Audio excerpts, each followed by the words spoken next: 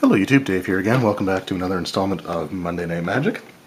This week we're going to take a look at the Ajani Valiant Protector Planeswalker deck that just came out for 8th of Revolt. Last week in our Monday Night Magic video we took a look at the Tezzeret Master of Metal deck. So again, if you didn't watch that one, you can certainly, I'll put a link to it in the either the description or something you can click on at the end. But as far as these Planeswalker deck goes, just a quick run over what these are. This is a product geared towards introductory players, people who are kind of new to Magic the Gathering, or people who like to play Magic the Gathering more of a casual setting. This contains a 60-card deck with a Planeswalker and a couple of other cards that are unique to the deck itself and don't make appearances anywhere else in the set that it came out with, which in this case is 8th of Revolt. This is only the second set of Magic to have the Planeswalker decks, which replace the intro decks, which were usually color combinations, like 2 or 3 color combination decks. Built around a theme, so this one's built around a Planeswalker itself. This product also comes with two 15-card boosters, as well as a deck box that is large enough to fit a fully sleeved 60-card deck. Comes with a strategy insert for the deck itself, as well as a quick reference card if you're not sure of the rules of Magic the Gathering. This retails in Canada, where I live, for around $20, maybe a little bit more if you pick them up at Walmart or other large stores along those lines. But I got mine at Giant Robot Comics for $20, which I think is a really great price for everything that you get. Since the booster packs alone, the 2 booster packs would cost $10 if I bought them just by themselves. So for another $10, I may as well get a fully functioning deck that I can have some fun casual games with, as well as having a Planeswalker card, which I always think are pretty cool. So we'll open this up, we'll have a look at the contents within, and we'll go through the cards in the deck. I'm just going to focus on describing the abilities of the rares, but I'll flip through each of the cards that come in there, so if you want to know what the cards do, you can certainly pause as I go through as I show each card, and hopefully you'll be able to read the abilities without any problems. So we'll open this up, and we'll come right back, and we'll have a look through it. Alright, so we are back. I got everything opened up. In the last video I had a little bit of trouble opening up the deck box, so I did that off camera as well. This one here also gave me a fair amount of difficulty. I actually had to use my pocket knife to kind of pry it open. I don't think it's normally, the other deck boxes definitely weren't that difficult to work with, so I'm hoping that that's just for the first time we open it, and that after that it should be hopefully a little bit easier, especially with the sleeve cards in there, since you'll have something to kind of push against. I'm hoping that'll work a little bit better, but here is the artwork for the Ajani deck box, I should say, which is really nice. I think that the artwork on these particular two are really nice. I think I might actually like the art style a little bit better than the Chandra and Nissa one, but they are really cool. Now this is a green-white deck, and we'll have a look here. So we got Ajani Valiant Protector. So he is, again, 6 mana, which seems to be the standard for the Planeswalker decks, Planeswalkers. And one thing I guess I should mention about those, if you're not familiar with these decks, the Planeswalkers in here are not designed to be as playable or usable as a Planeswalker may be that's released in the actual set. If you take a look down here, I don't know how well it's going to show up on the camera with this foil one, but the card's number here is 185. Yeah, it's really hard to 185 out of 184, so this is one of the ones that's exclusive to the decks itself. It's not part of the set. So they say they're not as good as a typical Planeswalker is. Now I actually thought that the Nissa deck from the last set was really good. I actually like the Nissa Planeswalker in that. Even better than the Nissa that came out a few sets back, which I believe was the Battle for Zendikar one. Which was in the dual decks that came out with Nissa versus Ob Nixilis. So I actually kind of like these Planeswalkers. To me, the 6 mana isn't really such a big deal because, again, I play these casual, and most of the people I play with using these decks would play casual as well. So getting to 6 mana is not that difficult. But we'll have a look and see what we got here. So it is 6, like I said, 4 green and white. It has 4 loyalty to start off with. Its +2 ability is to put 2 1/1 counters on one target creature. It also has a +1 ability, so reveal cards from the top of your library until you reveal a creature card. So the Tezzeret one had where you reveal until you found an artifact. This one's until you reveal a creature. Put that card in your hand in the rest of the bottom of your library in a random order. And for -11, put X +1/+1 counters on target creature, where X is your life total. That creature gains trample until the end of turn. So if you were to say, take this deck apart, even if you just did with the casual ones and put it with the Nissa deck, and have both of those Planeswalkers out at the same time, you can do some pretty nasty stuff if you get to this one's -11, just where Nissa's their only plus ability is +3 and you gain 3 life. So it'd be kind of interesting, but again, I'm going to keep all these together. -11 is probably going to be kind of difficult to get to. Since you start with 4, so 6, 8, 10, 12, you'd have to have this out for about 5 turns without it taking any damage. But again, that's part of the way that they're designed. I still think it's a cool card, and I still look forward to playing it in just a fun little game. Now, as far as the deck that it comes with, have a look here. So again, I'm not going to go through all the cards' descriptions. Excuse me. I am going to focus just on, I will go over the ones for the rares, however, and then the rest you can just kind of pause the video if you want to see what the description is. So the first rare is Solemn Recruit. It is a 3 mana, so 1 and 2 white. It's a 2/2 with double strike, and it has ability Revolt, which I'm assuming is a brand new ability for this set. At the beginning of your end step, if a permanent you controlled left the battlefield this turn, put a +1/+1 counter on Solemn Recruit. So I'm assuming that putting counters on creatures on this deck is kind of its main theme. Then we have Ajani's Aid. So that is 2 green and white. When Ajani's Aid enters battlefield, you may search your library and your graveyard for a card named Ajani Valiant Protector. Reveal it, put it into your hand, and search your library. Or sorry, put it in your hand. If you search your library this way, shuffle it. So library or graveyard. Sacrifice Ajani's Aid, prevent all combat damage a creature of your choice would deal this turn. So that's actually kind of interesting, because this one here, it's an enchantment that stays on the field, unlike the other ones, which are usually just kind of a one-trick, use it and it's gone. So this one actually has a secondary purpose, which is pretty cool. And this is also one of the cards that is exclusive to the deck. As you can see, a 188 out of 184. And both all the Planeswalker decks, one of the custom rares is usually a way to get the Planeswalker out. So it comes with 2 of those, and then our fourth rare is Aid from the Cowl. So it is 3, 2 green. It's an enchantment, and it has Revolt at the beginning of your step. If a permanent you controlled left the battlefield this turn, reveal the top card of your library. If it's a permanent card, you may put it onto the battlefield. Otherwise, you may put it on the bottom of your library. So it says may there, so I'm going to assume that if you don't want to do that, you can just keep it on the top. Alright, and as for the cards here, so we got Narnam Renegade, and 2 of those. Verdant Automaton, 2 of those. Ajani's Comrade, 2/2 with trample. At the beginning of combat on your turn, if you control an Ajani Planeswalker, put a +1/+1 counter on Ajani's Comrade.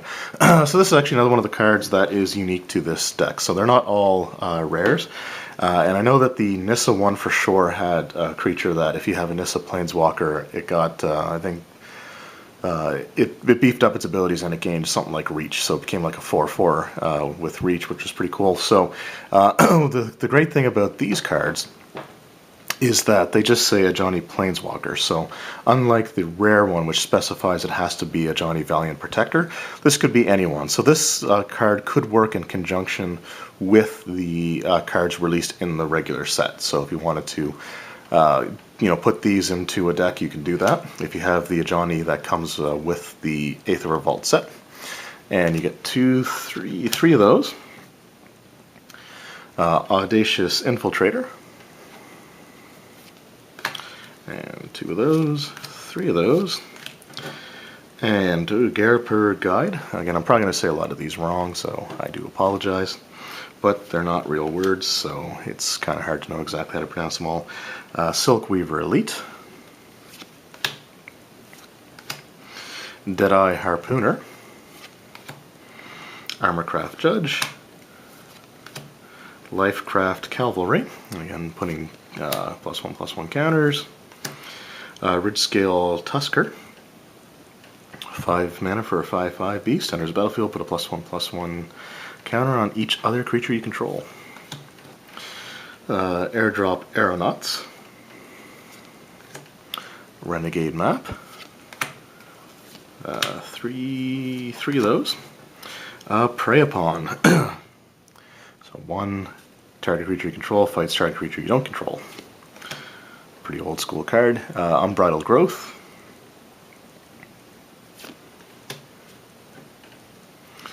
And two of those. Natural Obsolescence. Daredevil Dragster. So we actually got a vehicle, which is, I guess, from the new set. Not really huge on vehicles. I think they're kind of neat, but not a huge fan of them. I don't think I would use them outside of the pre-constructed decks that I have some for. Inspiring Roar. And that has a complete playset of 4. Engineered Might. Choose 1. Creature gains +5/+5 in trample. Or creatures you control gain +2/+2 and gain vigilance till the end of turn. Tranquil Expense. So that's the green-white dual land. And then we just got our basics after that. I think that is it. So that's the deck itself. Excuse me. So again, I like these decks. I think they're pretty cool. Kind of interested to see how these ones play out. I enjoyed the Vanessa and Chandra one, and had some really fun games actually playing with both of those decks, as well as against them. But that's not all that comes in this. So we've also got the 2 booster packs of cards. So since this is the Ajani deck, I'm going to open the Ajani pack last. This one, I don't know who this character is. I do apologize. But I had the last deck that I opened up had 2 of these pack arts. So I'm going to assume there's got to be at least one more that I haven't seen. But we'll open these up and we'll see what we get. I'm actually recording this at the same time that I recorded the previous video, so again, I haven't had a chance to really learn what cards are good, which cards are not so great. But I am posting them a week apart, but recording them at the same time, so I haven't had a chance to actually research anything. So another Natural Obsolescence. Resourceful Return. Lifecraft Cavalry. Unbridled Growth. So I've seen a few cards that were in the deck. Night Market Aeronaut. Aether Herder. This one gives you energy. Notice that there's not really a lot of energy mechanics in the 2 Planeswalker decks, which the previous set had quite a few of. Implement of Examination. Reservoir Walker. Destructive Tampering. Filigree Crawler. Oh, our first uncommon is a Hidden Herbalist. Second uncommon is a Perilous Predicament. Each opponent sacrifices an artifact creature and a non-artifact creature. Our third uncommon is Monstrous Onslaught. So sorcery. And our rare is a Free Jam Regent. So it is 4 colorless, 2 red. It is a 4/4 dragon. With Improvise, your artifacts can help you cast this spell. Each artifact you tap after you're done activating mana abilities pays for 1 of the colorless, so that's kind of cool. And for 1 and a red, you can give it +2/+0 until the end of turn, and it has flying. So I kind of like that one. I have, I think it's Sarkhan, I want to say, from Khans of Tarkir. Planeswalker, that one of his abilities he could turn into a dragon. I've got a bunch of Shivan dragons as well. So I've been thinking about trying to put together some sort of dragon-based deck. So that will actually go towards that. And a Servo and a Swamp. So my understanding is that the newer printing of Kaladesh, as well as this set, I'm assuming, is supposed to have an energy token. I haven't seen them yet. I actually don't even know what they look like, because again, I didn't really purchase much Kaladesh. The few times I ended up buying packs of cards, I usually would go for things like Eldritch Moon, or I picked up a few Oath of the Gatewatch packs as well, just where I kind of like that set as well. Alright, so we got here Dispersal Technician, Dawn Feather Eagle, Wrangle, another Dawn Feather Eagle, Daring Demolition, Prey Upon, Defiant Salvager, Aether Poisoner, so this one also deals with energy, Implement of Improvement, Aether Stream Leopard, Prize Fighter Construct. Our first uncommon is a Renegade Rallier. So 1 green and white for 3/2 with Revolt. If a permanent you control left the battlefield this turn, return target permanent card with converted mana cost of 2 or less from your graveyard to the battlefield. Kind of cool. Reverse Engineer. Aerial Modification, and our rare is a Carry Zev's Expertise. So for 1, 2 red, gain control of target creature or vehicle until end of turn, untap it, it gains haste until the end of your turn. You may cast this card with converted mana cost 2 or less from your hand without paying its mana cost. Oh, you may cast a card with converted mana cost or 2 or less from your hand without paying its mana. So you can get an extra effect from that. Planes and a servo. So not so huge on the packs that we got. Nothing spectacular there that makes me want to buy any more. Again, as far as the Kaladesh block, I guess it's called, just doesn't really appeal to me personally. The vehicles are interesting, but I'm not particularly keen on them. And I'm not too big on the energy mechanic either. Not really too wild on either of those things. I'm glad that the Planeswalker decks that came with this set don't really deal with energy very much, if at all.